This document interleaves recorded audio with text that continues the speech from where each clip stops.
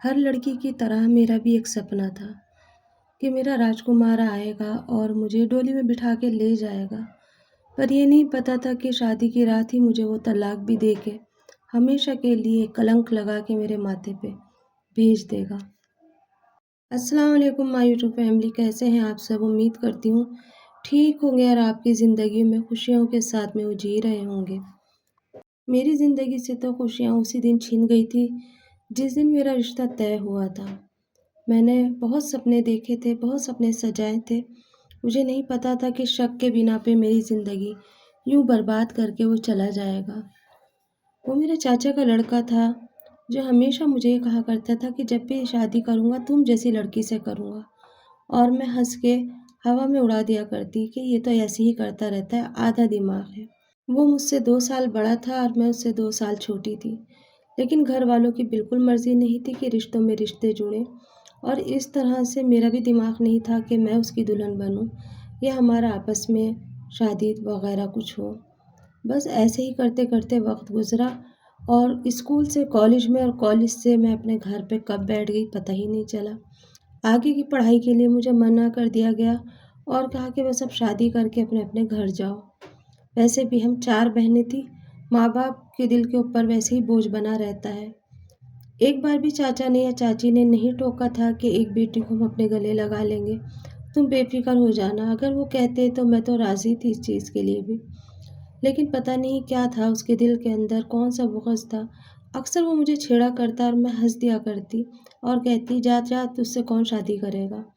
कोई किस्मत जिसकी फूटने वाली होगी ना, वही तुझसे शादी करेगी। मैं तो तुझ जैसे से कभी शादी ना करूँ।" अक्सर सर्दियों की रात में एक जगह इकट्ठे होके मूँगफलियाँ खाते और छेड़-छाड़ चलती रहती। वो सबके बीच में मुझे छेड़ता और मैं हँस के उसकी बात को उड़ा दिया करती। और बस देखते ही देखते एक बार मेरा रिश्ता आया और माँ-बाप को वो लड़का सही लगा और माँ-बाप ने मेरी बात तय कर दी और इस तरह से मेरी शादी तय हो गई। मैंने भी लड़के को नज़र भर के देखा, चुपके-छुपाते हुए, तो मुझे भी लड़का सही लगा। वैसे भी मेरी कहीं मर्ज़ी नहीं थी, क्योंकि इतनी मोहलत ही नहीं मिलती थी। काम करते-करते पूरा दिन कमर टूट जाती कि कहीं इश्क लड़ाते हम। इश्क लड़ाने की तो दूर की बात, सोच भी नहीं सकते थे हम तो। क्योंकि चाचा का, चाची का, सबके पैरों के बीच में हम रहते थे चारों बहनें। घर के अंदर इस कदर काम रहता था, मेहमानदारी इतनी रहती थी कि अपने अपने ही बाल बनाने का भी होश नहीं रहता था हमें तो। इस तरह से वक़्त गुज़रता चला गया और एक दिन वो भी आया जब मेरी शादी तय हो गई। जब मेरी शादी तय हुई उसके बाद से मैंने देखा कि उसकी बातों में कुछ बदलाव सा नज़र आ रहा है। हर वक़्त वो तंज़ भरे बात मुझे कुछ न कुछ कह के चला जाता और मैं सोचती कि जाने दे, कोई बात नहीं है। भाई है मेरा चचेरा, कह देगा तो कोई बात नहीं। एक बार तो उसने हद कर दिया, कहा, "तुम जैसी लड़की को मैंने देख लिया है, बेवफ़ा के सिवा तुम कुछ भी नहीं हो।" मैंने उससे कहा, "तू हटी हुई बातें मत करा कर, जब देखो तो ऐसी ही बात करता है।" किसी दिन मैंने चाचा से कह दिया ना तो तेरी शामत आ जानी है। और वो कहने लगा कि अगर तेरे अंदर हिम्मत है तो तू कह के दिखा। तो मैंने कहा, अगर तेरा दिल है तो तू चाचा से कह के दिखा कि तू मुझसे शादी कर सकता है।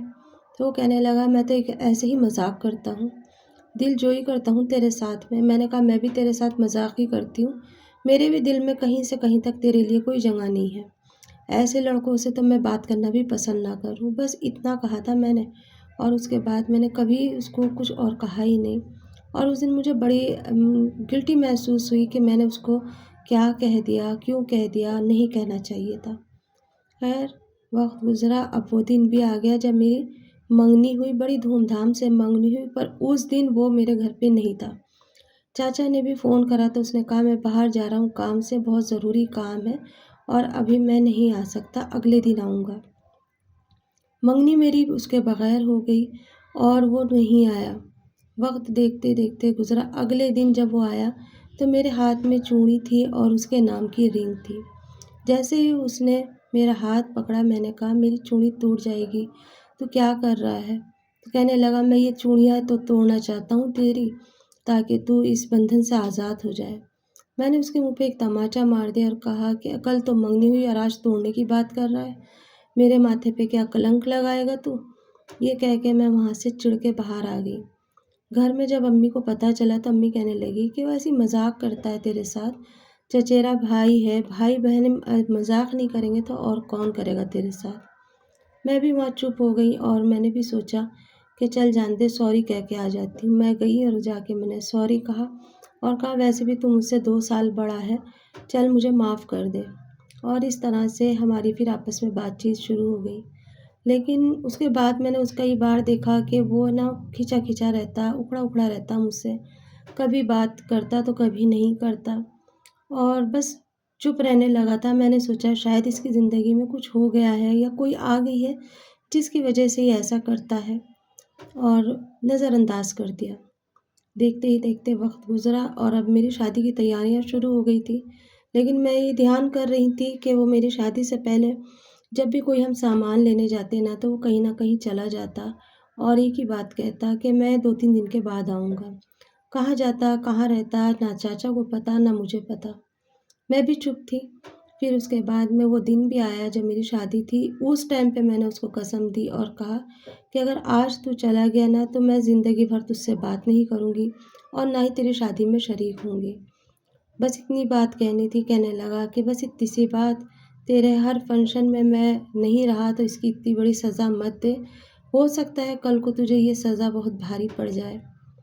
मैंने उससे कहा कि चल जो भी होगा देखी जाएगी लेकिन तू मेरी शादी पूरी अटेंड करेगा। आखिरकार ऐसे ही हुआ। मेरी शादी हुई और बारात जब आई तो जब भी वो था और उसके बाद भी वो विदाई के टाइम तलक रहा लेकिन उसने ना तो मुझे गले लगाया, ना उसने मेरे सिर पे हाथ रखा। दूर से खड़ा हुआ मुझे देखता रहा और मैं भी उसे देखती रही। खैर कोई बात नहीं, मैंने सोचा आज उसका मन भारी होगा, शायद इसलिए उसने मेरे सिर पे हाथ नहीं रखा और मैं अपने ससुराल चली गई। शादी से जब दूल्हा बन के आए थे मेरे हस्बैंड, उस टाइम पे तो सब बच्चे हँस रहे थे, सहेलियाँ भी हँस रही थी और कह रही थी, दूल्हे मियाँ तो बड़े खुश लग रहे हैं। लेकिन जब सलामी के टाइम आए तो उनका मूड बहुत ऑफ था और उन्होंने कहा जल्दी-जल्दी सलामी करो, देर हो रही है, हमें जाना है। मेरी सहेलियों ने कहा कि दूल्हे मियाँ तो इतने उखड़े हुए हैं कि सलामी भी करने को तैयार नहीं है। हमने जैसे-तैसे करके सलामी तो कर ली है, अब तुम जानो तुम्हारा दूल्हा जाने। जब मैं दुल्हन बन के उनके घर गई, तो बहुत अच्छे से मेरा स्वागत हुआ जैसे वो होता है और मुझे मेरे कमरे में ले जा कर के बिठा दिया गया। मैं अपने दूल्हे का आने का इंतज़ार कर रही थी, अपने ख़यालों में खोई हुई थी और यही सोच रही थी कि कब वो आएँगे और कब मैं उन्हें देखूँगी क्योंकि ये 2 साल मेरे कैसे गए ये मैं ही जानती थी। और फिर वो वक़्त भी आया जब मेरा दूल्हा मेरे कमरे में आया और आने के बाद कड़ी लगाई और फिर उन्होंने झुक कर के आराम से मेरे पास बैठ कर के मुझे कहा मुँह दिखाई कर लूँ अगर उसकी उसकी इजाज़त हो तो। जब उन्होंने कहा उसकी इजाज़त तो मैंने सोचा शायद मेरे कानों में गलत आवाज़ आई होगी। फिर मैंने उनकी तरफ देखा उठ कर के, तो फिर उन्होंने यही बात कही। फिर मैंने कहा कि किसकी इजाज़त?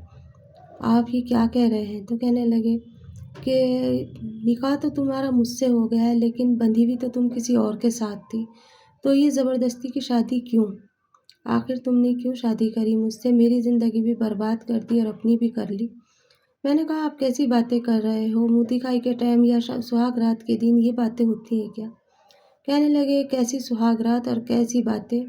वही बातें कर रहा हूँ जो तुम्हारे साथ गुज़री हैं और मैं वो वक़्त गुज़ारना नहीं चाहता तुम्हारे साथ। इसीलिए मैं तुम्हें तलाक देता हूँ और उन्होंने 3 बार मुझे ये लफ़्ज़ कह के और मुझे कह दिया कि मैंने तुम्हें छोड़ दिया, कागज़ी कार्रवाई मैं बाद में करूँगा। मेहर के पैसे मेरे हाथ में रखे और कहा कल चली जाना अपने घर और अपने घर वालों को कह देना। मैं देख के हक्का-बक्का रह गई और रोने लगी और मैंने कहा ये तो बता दो मेरा कसूर क्या है? कहने लगे अपने भाई से जाके पूछना कसूर क्या है? मेरे कुछ समझ में नहीं आ रहा था कि कौन से भाई से पूछूँ, मेरे कौन से भाई ने क्या कह दिया? क्योंकि मेरे तो फुफेरे भाई भी थे, चचेरे भी थे, तएरे भी थे और मेरे खुद के भाई भी थे। मैंने हिम्मत करके उनका हाथ पकड़ के कहा कि किस भाई से पूछूं पहले ये बताओ, उसके बाद इस कमरे से बाहर जाना। मेरी आवाज़ इतनी बुलंद थी कि उन्हें रुकना ही पड़ा और बाहर से भी आवाज़ होने लगी, दरवाजे हर कोई खटखटाने लगा। जब मैंने उनका हाथ पकड़ा तो उन्होंने कहा कि तुम्हारा चचेरे भाई ने मुझे बताया कि वो तुमसे प्यार करता है, अफ़ेयर करता है और वो तुम उसके साथ कई रातें गुजार चुकी हो। मजबूरी के तहत तुमने ये शादी करी है और अब तुम मेरे साथ रहने के लिए मजबूर हो। मैंने कहा चाहे जैसी कसम ले लो, अगर उसने मुझे छुआ भी हो, मेरा भाई है वो, मैंने कभी उसको इस नज़र से नहीं देखा। तो कहने लगा कि देखा नहीं है भले ही, लेकिन रही तो तुम उसी के साथ हो। रातें तो तुमने उसी के साथ गुज़ारी हैं, इसलिए तुम मेरे किसी काम की नहीं हो। और मैं झूठी हंडिया को अपने मुँह नहीं लगाता, तुम चली जाओ मेरे घर से। और सुहागरात के दिन ही उसने मुझे ये तोहफ़ा दे के मेरे घर से भेज दिया। उसके घर से जब अगले दिन वलीमा था, मैं घर आई तो आने के बाद मैंने घर वालों को सब कुछ बता दिया कि इस तरह से मेरे भाई ने मेरे साथ ये धोखा करा और मेरे हस्बैंड को उन्होंने गलत-गलत बात बता दी। इतनी गलत बात कि जो मैं सुन भी नहीं सकती और कह भी नहीं सकती। जब ये बात मेरे चाचा को पता चली, चाचा ने उसको मारा और मार के पूछा तो कहा उसने कि हाँ, मैं नहीं चाहता था कि इसकी शादी उस लड़के से हो, मैं इसको चाहता हूँ, लेकिन अम्मी इसे नहीं चाहती और अब मैं इससे निकाह करना चाहता हूँ। बस उसके बाद में क्या था, मेरे माँ-बाप ने भी और उन सब ने मिलके मेरा निकाह उससे कर दिया जिससे मेरी मर्ज़ी नहीं थी। ज़िंदगी मेरी भी, उसकी भी और मेरे पहले वाले शौहर की, तीनों की हमारी ख़राब हो गई। क्योंकि मैं मजबूर थी निकाह करने के लिए, क्योंकि मैं एक छूटी हुई औरत थी। अब मेरे माथे पे छूटी हुई औरत का दाग लग चुका था, लेकिन उसके साथ ज़िंदगी गुज़ारना मुश्किल है।